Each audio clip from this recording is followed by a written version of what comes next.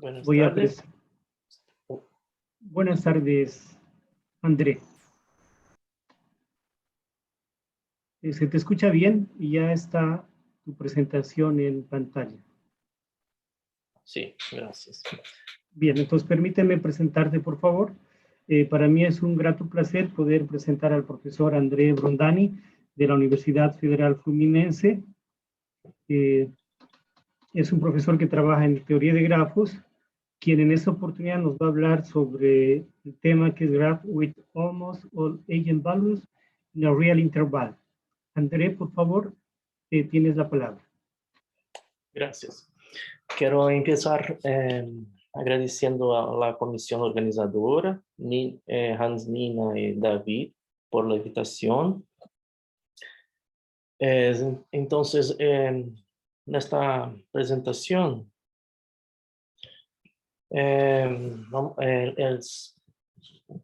se divide en 4 partes, las notaciones, vamos a definir algunas notaciones, una motivación para el problema, algunos trabajos relacionados con el problema y algunos resultados sobre cotas para autovalores de grafos de la matriz de adyacencia. Okay? G es siempre un grafo simples de orden n. La matriz de adyacencia de un grafo G es denotada por A, ou A de G. Né? O polinômio característico do grafo é o polinômio característico da matriz de adyacencia do grafo. ¿Sí? Os autovalores, claro, a matriz de adyacencia é uma matriz formada por zeros e unos, é uma matriz simétrica, então todos os autovalores são números reais, então se pode ordená-los, então lambda 1 de G, lambda n de G são os autovalores, e o multiconjunto formado por todos os autovalores é o espectro do grafo. Okay? Vamos começar considerando esses 2 grafos. O primeiro é um grafo desconexo, com sua matriz de adjacência. E o segundo grafo é um grafo conexo, e acá também temos a matriz de adjacência desta estrela. Alguns simples cálculos mostram que o espectro destas 2 matrizes são os mesmos, certo? Estes grafos que têm o mesmo espectro são chamados grafos coespectrales. Com a matriz de adjacência, claro que quando se estuda outras matrizes, a definição também se continua, né, para outras matrizes. Então, para a matriz de adjacência, outro problema é que dado um grafo G, se diz que ele é determinado por seu espectro se todo grafo que é coespectral com este grafo é necessariamente isomorfo a este grafo.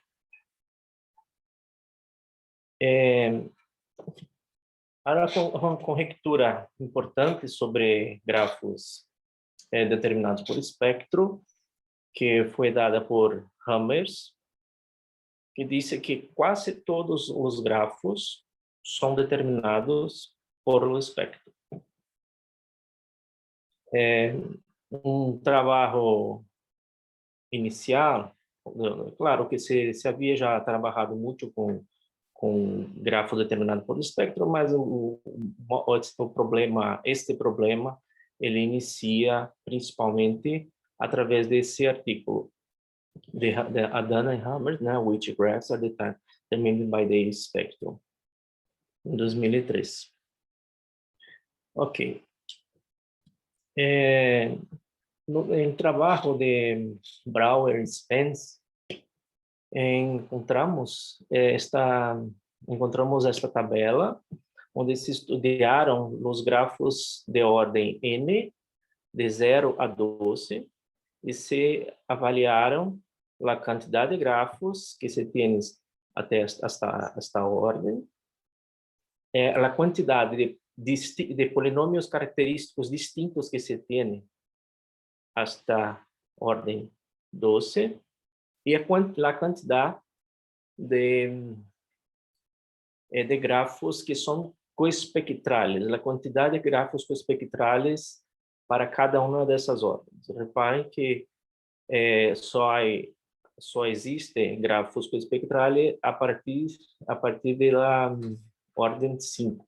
Temos 2 grafos coespectrales e até 12 esse número vai aumentando, vai crescendo, né? Assim como os polinômios característicos, né? Ok. Claro que se há muito trabalho estudando classes de grafos para construir famílias infinitas de grafos coespectrales, né? Há muitos trabalhos desses na literatura, mas para o nosso a discussão para esta charla, vamos tratar de los grafos friendship. Um grafo friendship consiste de triângulos que não têm arestas em comum, e todos esses triângulos têm um vértice em comum. Okay? Por exemplo, este é o grafo friendship F4. 4, FK é o número de triângulos do grafo. Então, acá tem F4. Em 2010, Wang et al. Conjecturaram que a classe de los grafos friendship é determinado por seu espectro. Este trabalho esta conjectura foi tratada em 2015 por Sioaba e outros pesquisadores, né? Estudaram a conjectura para grafos friendship. Eles encontraram uma classe de grafos de grafos friendship que são coespectrales com outros grafos, né? Então, a resposta da conjectura não é verdade para qualquer friendship graph. No entanto, uma parte dessas, eles provaram que uma parte desta classe é determinada por seu espectro. Sim? Outro problema, outra observação que surge é o espectro. É fácil calcular o espectro de la adjacência do friendship graph. É dado por K, a multiplicidade geométrica do alto valor 1 é K, do alto valor menos 1 é K, e há 2 autovalores diferentes de 1 e menos 1. Okay?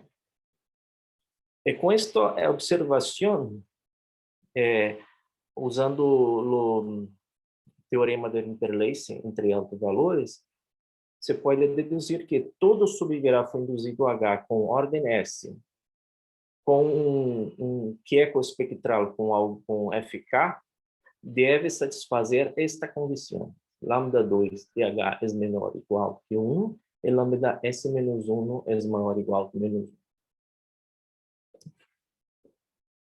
Com esta observação, Sioaba et al. No mesmo trabalho de 2015, generalizaram observaram esta questão e generalizaram esta observação acá. Ou seja, eles determinaram todas as classes de grafos que têm somente 2 autovalores diferentes de 1 e menos 1 no seu trabalho. Ok?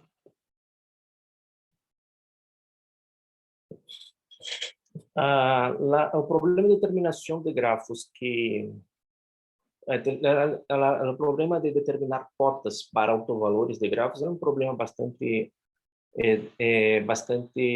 discutido na literatura, né? É bastante bem estudado. Por exemplo, os mais importantes, os primeiros, foi dado por Smith em 1970. O segundo maior autovalor de um grafo é menor ou igual a zero, se e somente se diz é um grafo multipartito completo. É claro, na verdade, lambda 2 de G é menor ou igual a zero só em dois casos. Ou o lambda 2 é igual a zero, ou lambda 2 é igual a menos 1.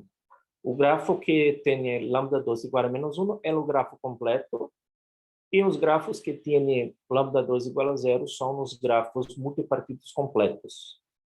Não há grafos com segundo maior autovalor no intervalo 0, 2. Desculpa, menos 1, 0, exceto menos 1, 0. Okay. Cvetovich, em 1972, lançou o problema de determinar todos os grafos, né, construir os grafos que têm lambda 2 menor ou igual a zero. Este é um problema que está em aberto hasta hoje. Há muitos trabalhos também. Não é possível, não é possível encontrar uma solução para este problema usando o caso geral, para o caso geral. Então o que se faz, os artigos que tem sobre isso são para classes particulares. Então, dado uma classe importante de grafos, se calcula, se determina todos os grafos desta classe que satisfazem a propriedade lambda 2 de grafo menor ou igual que menos 1. Então, há muitas coisas a se fazer nesse sentido. Em 1993, Cao e Hong determinam todos os grafos que têm o segundo maior autovalor entre 0 e 1/3.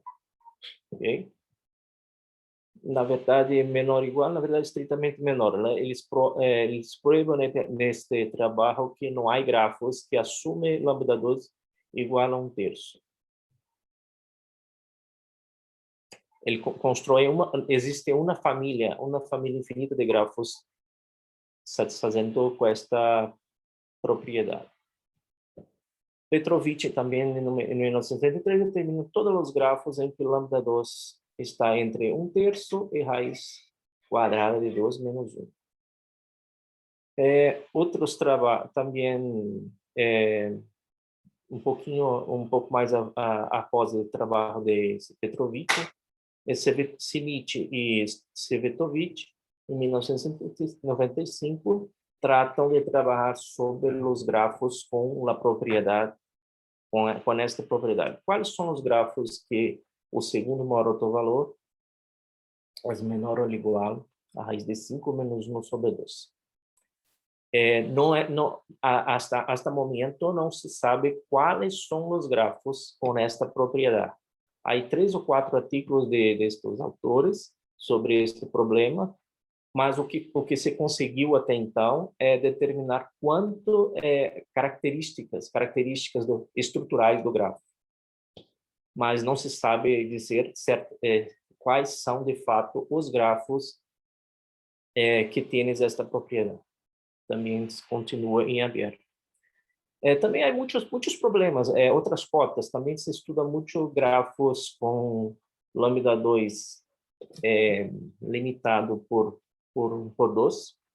São grafos que são limitados por 2, são chamados grafos reflexivos, que têm alguma aplicação na construção de grupos reflexivos. Também, então, se estudaram também algumas cotas para valores entre 1 e 2, mas não é muito importante para esta charla. o segundo menor autovalor do grafo, o mais pequeno, né? O segundo mais pequeno autovalor dele vai ser certo. Lambda n-1. Há um trabalho importante, que é do Dr. Gassev, em 1982, que caracteriza todas as classes dos grafos com n vértices satisfazendo a condição lambda n-1 maior que -1 e menor que 0. Também neste mesmo trabalho, o Dr. Gassev mostra que lambda, o segundo menor autovalor do grafo de um grafo é não negativo, se somente se diz a um grafo bipartito completo. Okay? Então, estudaram várias cotas para os autovalores, fixando também. Há alguns estudos sobre o índice do grafo, tem muitas coisas. Sobre o segundo maior autovalor também se tem muitas coisas. Sobre o menor autovalor também. Recentemente temos estudos bastante interessantes sobre o terceiro maior autovalor dos grafos. Também há algumas caracterizações sobre esses também. Ok. Acá vamos a considerar um problema de limitação tanto para lambda 2 e lambda n-1 simultaneamente. Dado números reais, R1 e R2, quais grafos satisfazem a seguinte condição, ou tem a seguinte propriedade. Lambda segundo maior autovalor é maior ou igual que R1 e segundo autovalor mais grande é menor ou igual a R2. Alguns problemas para este caso. O primeiro problema para este caso surgiu em 2015 por Sioaba, Hammers, Vermeer e Wong. Eu já havia falado por esse artigo antes, né? Eles determinam todos os grafos que são conectados e não bipartitos com n vértices satisfazendo a propriedade lambda segundo menor autovalor, mais pequeno, né? Mais pequeno autovalor -1 e segundo maior autovalor igual a 1. Em 2 anos depois, de Lima, Mohamed e Oliveira obtiveram todos os grafos conectados não bipartitos no máximo com exatamente 2 autovalores não pertencentes ao conjunto -1 e 1. O menor e o maior não estão nesse conjunto. Em 2017, Sioaba, Hammers e Vermeer determinam todos os grafos conectados, tal que o segundo menor, o menor autovalor, segundo menor autovalor é -2 e lambda 2 igual a 0. O que se faz a partir de cá? A partir de cá, temos este problema, encontrar todos os grafos de G com n vértices que satisfazem estas condições. Lambda 2 menor ou igual a 0 e lambda n-1 maior ou igual a -2. Este é o problema que quero tratar nesta charla, a partir de agora. A primeira pergunta é: quais são os possíveis grafos que têm estas propriedades? ¿Sí? De onde devemos partir? ¿Sí?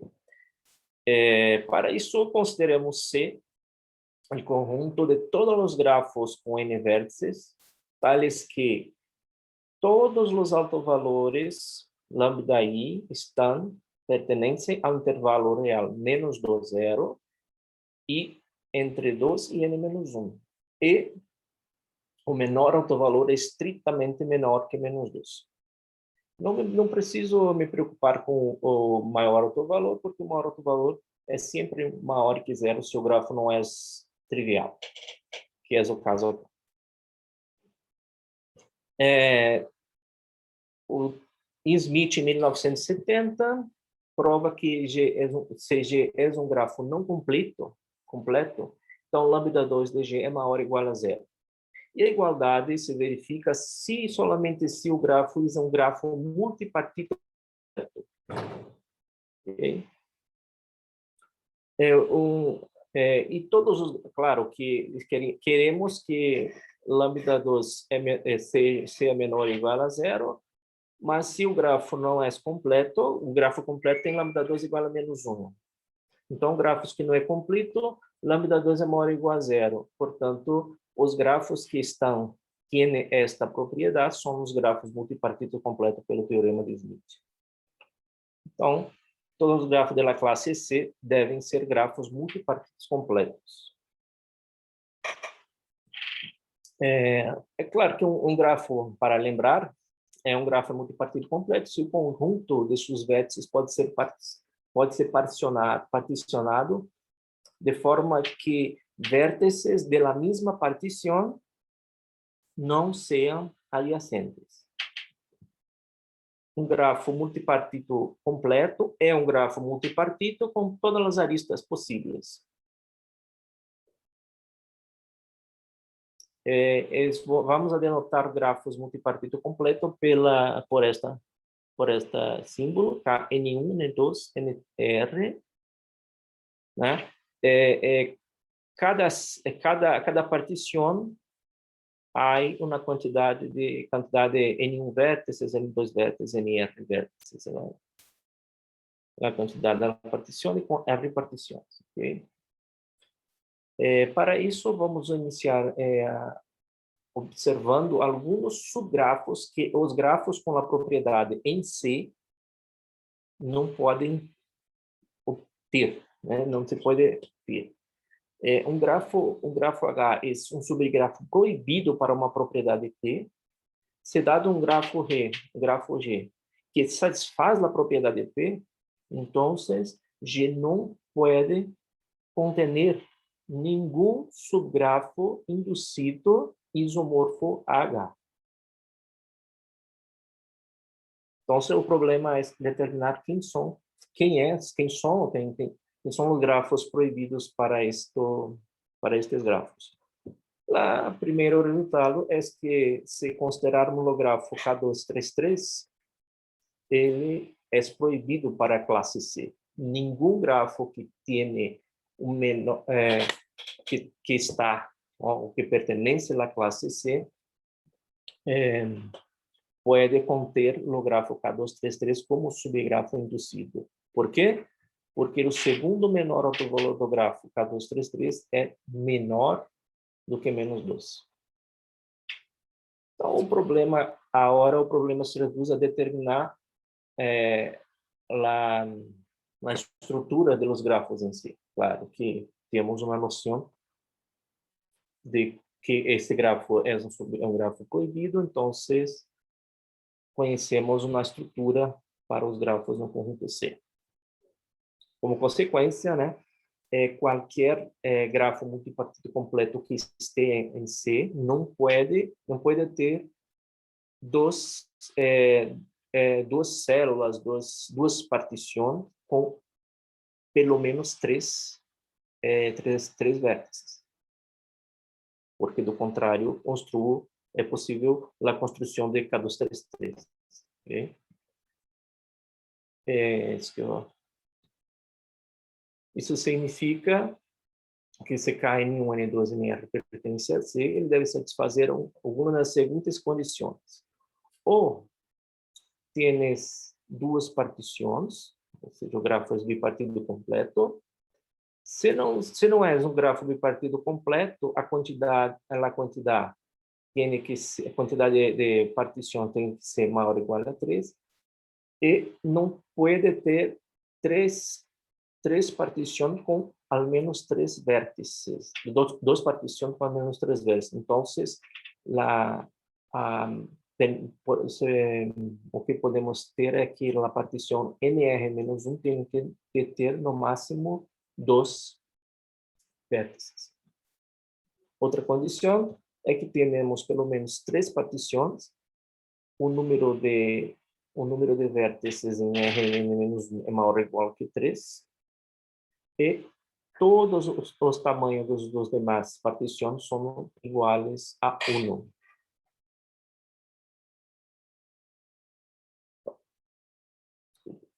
Okay. O primeiro resultado é simples. Quando o grafo é bipartido completo, é claro que o resultado é que G pertence à classe C, se solamente C, G não é estes grafos, K2, K13, K2, K4, K22. Demonstração simples, porque se conhece o espectro de grafo bipartido completo, é dado por esta forma, só para que o grafo não tenha esteja em C, é necessário que o menor autovalor seja menor que menos 2. Então, isso isso que ocorre se somente se ocorre isso. Okay? E aí é resolver a equação sobre conjunto de números inteiros. André, disculpa que interrumpa, te quedan 4 minutos más. Ok, perfeito. Gracias. La próxima proposición, G es grafo K1, todos los tamaños de la partición es 1 a menos a mayor, NR. Então, G está em C, solamente se a quantidade de partições são 3 e a quantidade de vértices na maior partição, na mais grande partição, ao menos 4, ou R é maior ou igual a 4 e NR é maior ou igual a 3. Demonstração também não é difícil, basta observar, notar que o grafo desta forma pode ser escrito como um join entre KR-1 e NRK1. O join é uma operação que completa todas as aristas, né? Todos os vértices de grafo KR-1 são conectados a todos os vértices do grafo NRK1. Então, é uma operação join. Se conhece como os dois grafos são regulares, temos o polinômio característico do join de dois grafos na literatura, é fácil analisar que o maior ou menor autovalor são raízes deste polinômio. Um estudo simples nos dá a resposta do problema. Outro caso, quando todas as partições têm tamanho 2 e ao menos uma de tamanho maior ou igual a 2. Tamanho qualquer, claro. Então, G está em C, se solamente se uma partição tem ao menos 3 vértices. Desculpa. Demonstração não vai ser porque já é mais complicado e o tempo é curto. Né? Uma observação aqui é que quando você toma todas as partições de tamanho 2, temos o menor autovalor exatamente menos 2, mas nós queremos que o menor autovalor não seja menos 2, não? Seja menor. Então, exemplo, outro resultado, seja, suponha que G é K1, NR-1 e NR. NR-1 é maior ou igual a 3, R maior ou igual a 3. Então, G pertence a C, se solamente se vale uma dessas seguintes condições. Ou R é 3, temos 2 do tamanho 1 e aí a K pode ser qualquer valor. Sim? Então, temos mais uma família infinita de grafos nesta condição. CR é 4, ou N3 está entre 3 e 4, ou N3 é 5, e N4 pertence a este valor. O N3, N4 es igual a 6. André, te queda un minuto más, por favor. Ok, es suficiente. Okay. Entonces tenemos esas condiciones todas acá. Trago aqui alguns exemplos. Opa. Alguns exemplos de grafos com estas propriedades dadas por este tipo de resultado. Sim, o grafo K1.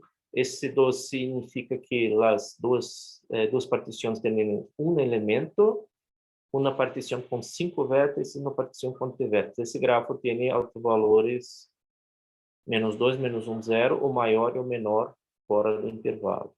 Grafo K1, 1, 2, 6, também temos acá, menor autovalor -6, maior autovalor 9. Mais um exemplo que temos aqui, também outros grafos com as mesmas condições, satisfazendo as mesmas condições. E essa era uma parte de trabalho que trouxe para compartilhar com vocês. Muchas gracias por la atención.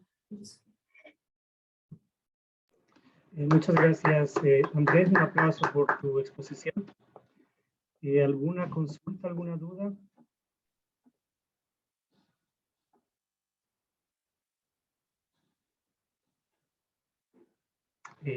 Creo que no hay consultas. Dado el tiempo que nos